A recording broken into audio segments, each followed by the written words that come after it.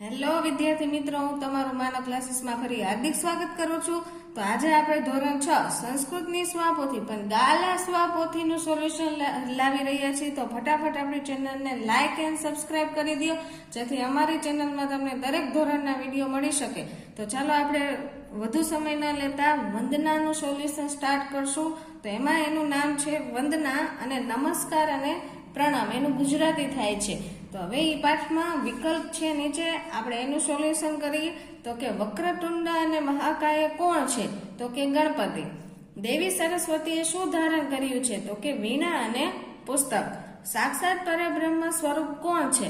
તો કે ગુરુદેવ. વક્રતુંડ મહાકાય આ શ્લોકમાં ભક્ત કોને પ્રાર્થના કરે છે? તો કે ગણપતિને. વિદ્યાર્થી પોતાના પર પ્રસન્ન રહેવા કોને પ્રાર્થે છે? તો કે સરસ્વતીને.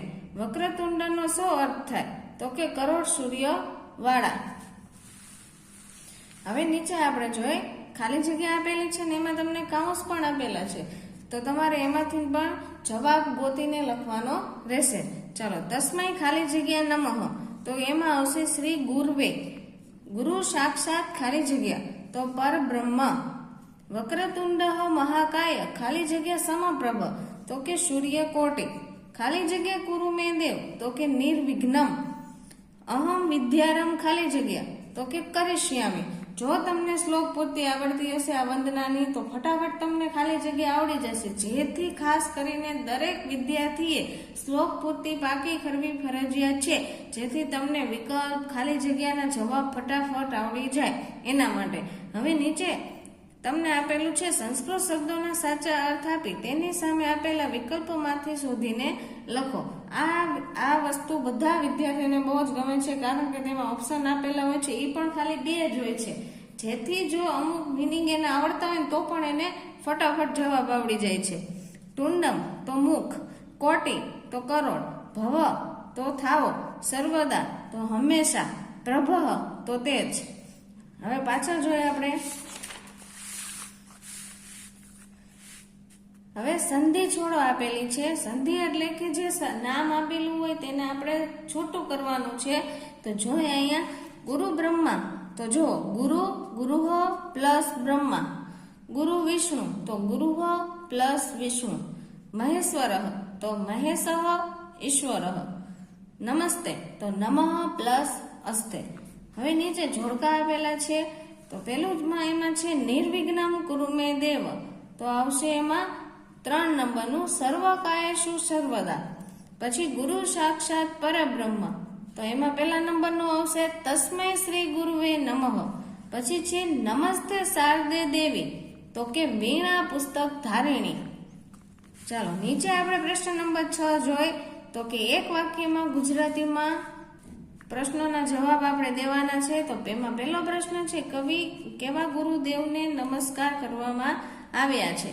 બ્રહ્મા, વિષ્ણુ, મહાદેવ સ્વરૂપ તથા સાક્ષાત પરમાત્મા રૂપ ગુરુદેવને નમસ્કાર કરવામાં આવે છે. વક્રતુંડ એ કયા દેવનું વિશેષણ છે? તો કે વક્રતુંડ એ ગણપતિને વિશેષણ છે. કરોડો સૂર્ય સમાન તેજવાળા દેવ કયા છે? તો કે કરોડો સૂર્ય સમાન તેજવાળા દેવ ગણપતિ છે. વીણા અને પુસ્તક કોણે ધારણ કર્યા છે? તો કે વીણા અને પુસ્તક શારદા દેવીએ ધારણ કર્યા છે. વિદ્યાર્થી દેવી સરસ્વતીને શું પ્રાર્થે છે? તો કે વિદ્યાર્થી સરસ્વતી દેવીને હંમેશા પોતાના પર પ્રસન્ન રહેવાની પ્રાર્થના કરે છે. પ્રશ્ન જવાબ સાવ સહેલા છે. એમાં અમુક પ્રશ્ન તો વિદ્યાર્થીઓને એમને પણ આવડતા હોય. જો આ વીણા અને પુસ્તક કોણે ધારણ કરીએ તો એ તો ખબર જ હોય, ખાસ કરીને કેમ કે આપણે સ્કૂલે જતા હોય તો તેમાં સરસ્વતી ભગવાનની મૂર્તિ અહીંયા બેસાડેલી જ હોય છે, જેથી દરેક વિદ્યાર્થીને એનો આન્સર આવડી જાય. વક્રતુંડ મહાકાય જે પ્રાર્થનામાં તમને શ્લોક પણ બોલાવવામાં આવતા હોય તો એમાં પણ તમને ઉલ્લેખ છે ગણપતિનો. તો એના હિસાબે આ પ્રશ્ન જવાબ તો સાવ સહેલા છે, જેથી સરખી રીતે તમારે ભાગા કરી લેવાના. ચાલો, નીચે હવે થોડુંક ટફ વસ્તુ આવેલી છે. ગુજરાતીમાં ભાષાંતર કરવાનું છે, જેથી આપણે જોઈએ આગળ એનું. ગુરુ બ્રહ્મા, ગુરુ વિષ્ણુ, ગુરુદેવો મહેશ્વર. એનું ગુજરાતી શું થશે? તો કે ગુરુ બ્રહ્મા એટલે ગુરુ બ્રહ્મ છે. પછી ગુરુ વિષ્ણુનું શું થાય? તો કે ગુરુ વિષ્ણુ છે. ગુરુદેવો મહેશ્વર એટલે શું થાય? તો કે ગુરુ મહાદેવ શંકર છે. હવે છે ગુરુ સાક્ષાત પરબ્રહ્મ તસ્મૈ શ્રી ગુરુદેવ નમઃ. તો ગુરુ સાક્ષાત પરબ્રહ્મ એટલે શું? તો કે ગુરુ સાક્ષાત પરમાત્મા છે. તસ્મૈ શ્રી ગુરુવે નમઃ એટલે શું થાય? તો કે તે શ્રી ગુરુદેવને નમસ્કાર હો. જો તમે શબ્દને આધીન ભાષાંતર જો શીખશો ને છોકરાઓ, તો તમને ફટાફટ એને આ વસ્તુમાં ભાષાંતર આવડી જશે. નકર સંસ્કૃતમાં ભાષાંતરમાં ઘણા બધા છોકરાઓને આવડતું નથી, કેમ કે એ ખાલી વાંચતા જ હોય છે.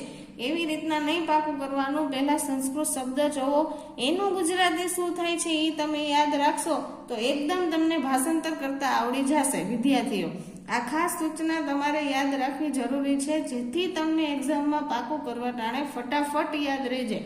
ચાલો આપણે બીજો શ્લોક જોઈએ. બીજો શ્લોક છે વક્રતુંડ મહાકાય સૂર્યકોટિ સમપ્રભ. તો કે વક્રતુંડ એટલે શું? તો કે હે વાકી સૂંઢ વાળા. મહાકાય એટલે શું? તો કે વિશાળ કાયા વાળા. પછી કીધું છે સૂર્યકોટિ સમપ્રભ એટલે કે કરોડો સૂર્ય સમાન તેજ વાળા. પછી નીચે આપેલું છે નિર્વિઘ્નમ કુરુ મે દેવ સર્વ કાયેષુ સર્વદા.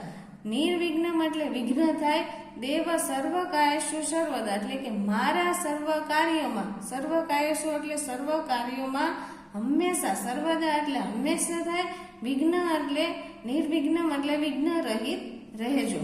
મારા સર્વ કાર્યોમાં હંમેશા વિઘ્ન રહિત રહેજો. હવે આગળ જોઈએ નીચેનો શ્લોક. નમસ્તે શારદે દેવી વીણા પુસ્તક ધારણી. તો કે નમસ્તે શારદે દેવી વીણા પુસ્તક ધારણી એટલે કે હે વીણા અને પુસ્તક ધારણ કરનારી દેવી શારદા તને નમસ્કાર. પછી વિદ્યારંભ કરીશ્યામી પ્રશંસા ભવ સર્વદા. તો કે વિદ્યારંભ એટલે કે વિદ્યાની શરૂઆત, કરીશ્યામી એટલે કે હું કરું છું, પ્રશંસા એટલે કે હંમેશા, એટલે કે મારા ઉપર પ્રસન્ન રહેવાનું કે છે. ભવ સર્વદા તો જો અહીંયા કીધેલું છે હું વિદ્યાની શરૂઆત કરીશ, તું હંમેશા મારા પર પ્રસન્ન રહેશે. હવે નીચે શ્લોક પૂર્તિ આપેલી છે, આપણે જોઈ લઈ, પૂરી કરવાની છે. પેલી છે ગુરુ બ્રહ્માથી તમારે શ્રી ગુરુએ નમઃ લગીન પૂરું કરવાનું છે. તો કે ગુરુ બ્રહ્મા ગુરુ વિષ્ણુ ગુરુદેવો મહેશ્વર ગુરુ સાક્ષાત પરબ્રહ્મ તસ્મૈ શ્રી ગુરુવે નમઃ. જો છોકરા આમાં રેફ રસવાય આ પાછળ જે અહના મીંડા કરેલા હોય છે ને તે પણ તમારે ફરજિયાત કરવાના રહેશે. જો તમે એક્ઝામમાં નહીં કરો તો તમારે શ્લોક પૂર્તિ 2 માર્કમાં પૂછાયેલી હશે તો તમારા એમાં અડધો માર્ક કાપી લેવામાં આવશે. દરેક સ્કૂલમાં જો આ ભૂલું હોય છે છોકરાઓને વધારે મીંડાની, એટલે અહીંયા એ લોકો અડધો માર્ક કાપી જ નાખે છે, જેથી આ ખાસ વાતનું ધ્યાન રાખવું. વક્રતુંડ સર્વકાયેષુ સર્વદા. તો એનું મિનિંગ છે વક્રતુંડ મહાકાય સૂર્યકોટિ સમપ્રભ નિર્વિઘ્નમ કુરુ મે દેવ સર્વકાયેષુ સર્વદા. ત્રીજી શ્લોક પૂર્તિ છે નમસ્તે શારદે. પછી આપણે ભવ સર્વદા લગી પૂરી કરવાની છે. તો કે નમસ્તે શારદે દેવી વીણા પુસ્તક ધારિણી વિદ્યારંભ કરીશ્યામી પ્રશંસા ભવ સર્વદા. હવે આ વંદના પાઠનું અહીંયા સોલ્યુશન પૂરું થાય છે. આપણે પાછળ ચિત્રપદાનું સોલ્યુશન જોઈ 1 થી 4 ચિત્રપદાની તમને આમાં એક જ સાથે આપેલી છે, તો આપણે એનું જોઈ લઈએ. પહેલું ચિત્ર તમને આપેલું છે બળદનું. તો એને બળદને શું કહેવાય? તો કે વૃષભ. હવે છે ઘોડો, ઘોડાને શું ગધેડો છે તો એને ગધર્ભ કહેવાય. પછી ઘેટું છે, ઘેટાને શું કહેશો? તો કે મેષહ. પછી નોળિયો, નોળિયાને શું કહેશો? નકુલહ. નીચે તમને કાગડાનું ચિત્ર આપેલું છે. કાગડાને હિન્દી આપણે સંસ્કૃતમાં શું કહેશું? તો કે કાકહ. દેડકાને શું કહેશો? મંડુકહ. ચકલીને શું કહેશો? તો કે ચટકા. હવે નીચે તમને ચૂલો આપેલો છે તો એને કહેવાશે ચૂલી.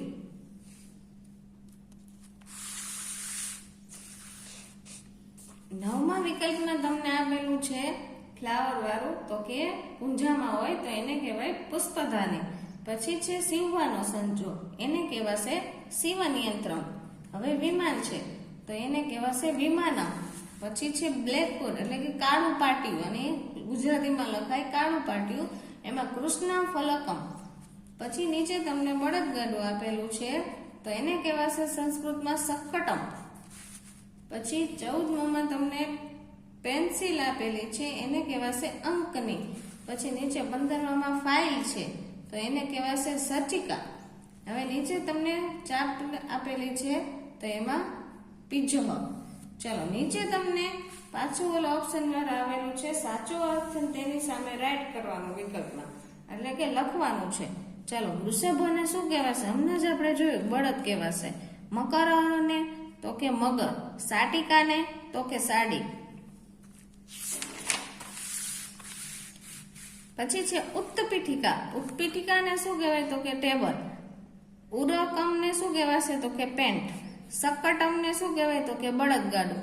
કરદીપને શું કહેવાય? તો કે બેટરી. પછી પીપીલિકાને શું કહેવાય? તો કે કીડી. ચાલો નીચે પાછા વિકલ્પ આપેલા છે ઓપ્શન વાળા. ફૂલદાનીનો સંસ્કૃત અર્થ ખાલી જગ્યા થાય તો કે પુષ્પાધાની. કીડી શબ્દનો સંસ્કૃત અર્થ ખાલી જગ્યા થાય તો કે પીપીલિકા. દેડકો શબ્દનો સંસ્કૃત અર્થ ખાલી જગ્યા થાય તો કે મંડુકહ. લસણ શબ્દનો સંસ્કૃત અર્થ ખાલી જગ્યા થાય તો કે લસુનમ. ચમચો શબ્દનો સંસ્કૃત અર્થ ખાલી જગ્યા થાય તો કે ચમ્મસહ. હવે નીચે આપણે પ્રશ્ન નંબર 4માં નીચેના નામોમાંથી અકારાંત પુલ્લિંગ નામ શોધીને લખો. એટલે કે જે યનો ઉપયોગ થતો હોય એ આપણે નામ લખવાના છે. તો પહેલા ઓપ્શનમાં મયુરહ આવશે, બીજાનામાં આભૂષણમ આવશે.